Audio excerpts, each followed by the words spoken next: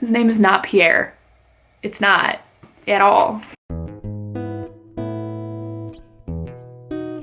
Hi guys, I'm Amy. Welcome back to my channel. Today I have a reading wrap up for all of you. Lately I have been doing a ton of reading and it has been flipping awesome. I've been loving it. So if you guys would like to know about the last 5 books that I read, go ahead and keep on watching. We will just quickly mention a reread that I finished, and that was Frankenstein by Mary Shelley.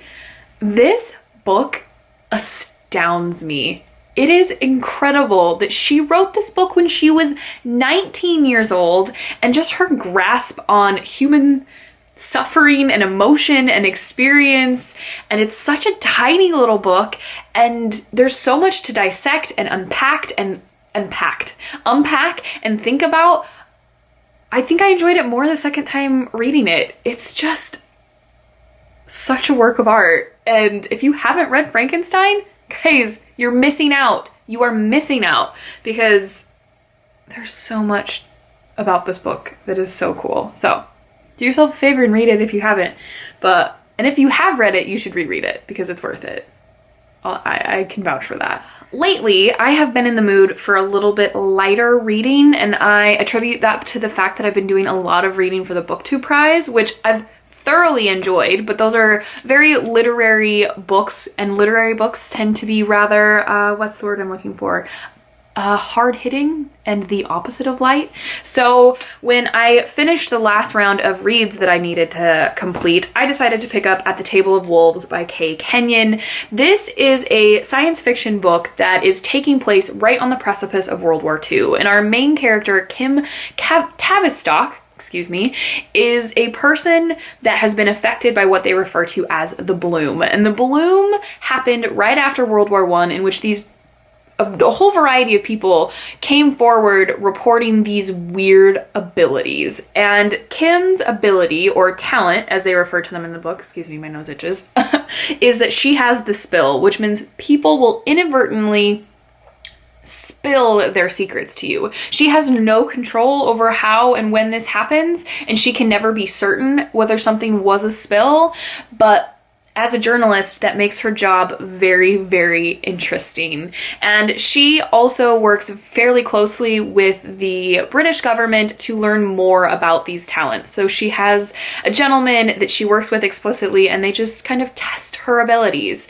And when he begins to suspect a member of this agency to be a German spy, he puts Kim in his path to find out what might exactly be happening. And so we get a little bit of some spying going on, and that's where this book takes off. And she comes into contact with a very, very intriguing German man who she's not so sure what she thinks of him. This book was a lot more fun than I thought it was going to be. This was kind of one of those books that I picked it up thinking, I'm probably not going to like it, but we'll just try it. And the writing really surprised me. I thought it was very well done, and Kim's father plays a huge role in this book as well, which I was not anticipating. And this is a series, so I know there's 2 more books out, and I really enjoyed it. I'm not going to rush out and find the second one, I don't think, but I will certainly buy it when I can get my hands on it if I see it around. But if you're looking for something that's just entertaining,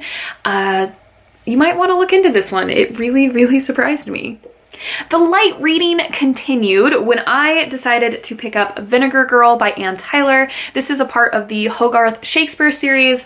Specifically, this is The Taming of the Shrew retold, which I've not read a lot of Shakespeare, but the Shakespeare that I have read, I always said The Taming of the Shrew was my favorite. And so our main character, Kate Batista, in this story is I think she's about 28-ish, and she lives at home with her father and younger sister Bunny, who's about 16, and she works as an assistant, a teacher's assistant at a preschool, which I was very excited to read about, being a preschool teacher myself, and I really did enjoy those parts. But Kim, that was the last character. Kate's father is a scientist, and his partner or helper in his research, his visa has expired, and there's no way to keep him in the country unless he can get Kate to agree to marry him. And that's where the story takes off. I thought this story was enjoyable. It was exactly what I was looking for with a lighter read. And the takeaway at the end surprised me, and I could see how some people might not like it, but I'm pretty sure that I did. Just in general, if you're looking for something that's not quite your typical romance, because it is a romance, but it's not a romance, look into this one, because it surprised me in that sense, because I wasn't sure where it was going to take me, and it stuck to the story fairly closely, but spun things just enough. I will say that I found the character of Bunny, the younger sister, quite annoying, and had wished that she had been depicted as a bit more intelligent, and I know that in the original story she's not, but I had hoped to see that evolve a little bit. But this was my first reading with Anne Tyler, and it was a good one, so we'll have to keep an eye out for more of her works. And if you guys have read this book, let me know what you thought of it, because I could see how it could be a bit polarizing if people take it too seriously, if that makes sense.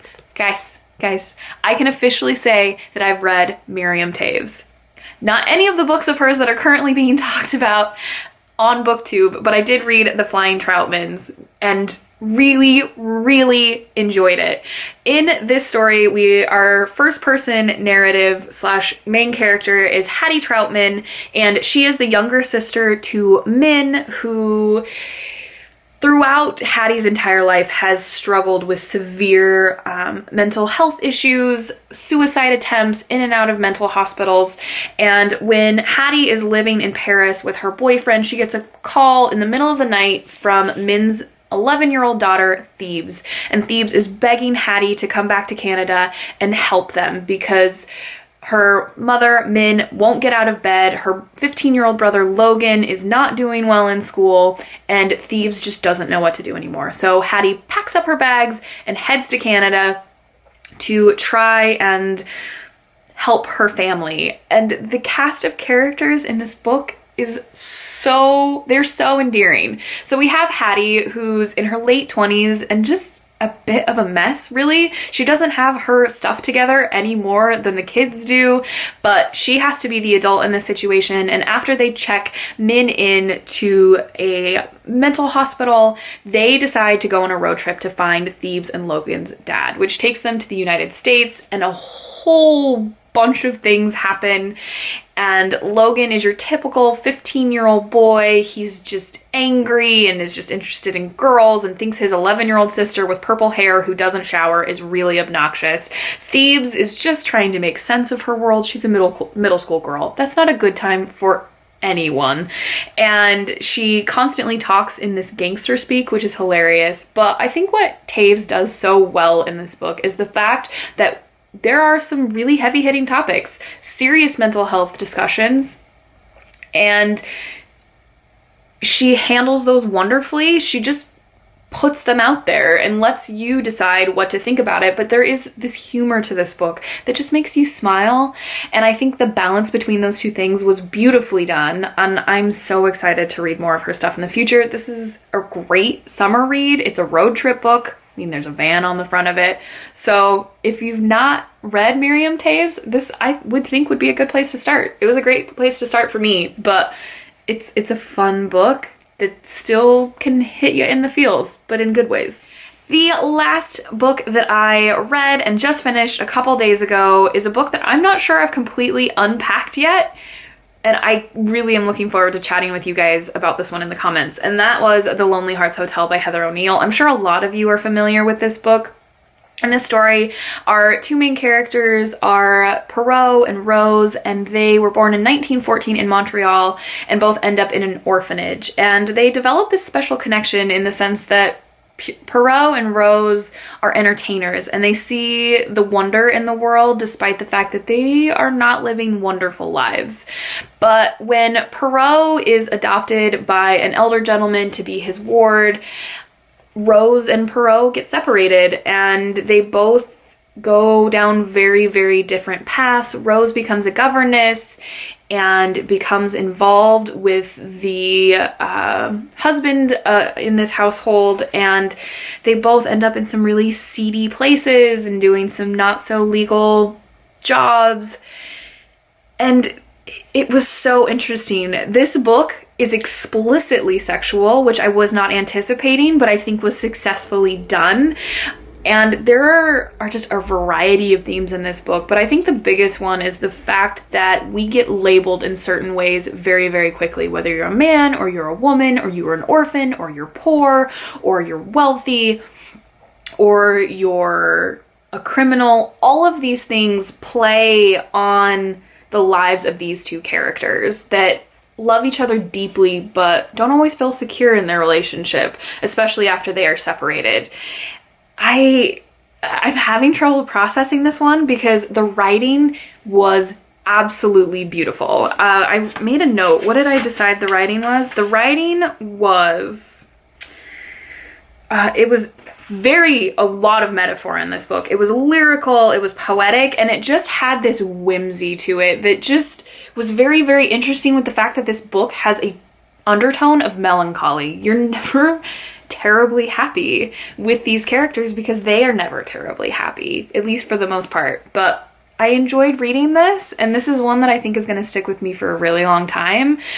Trigger warnings for abuse of basically every kind and addiction as well. But this book was a ride, and it will gut you.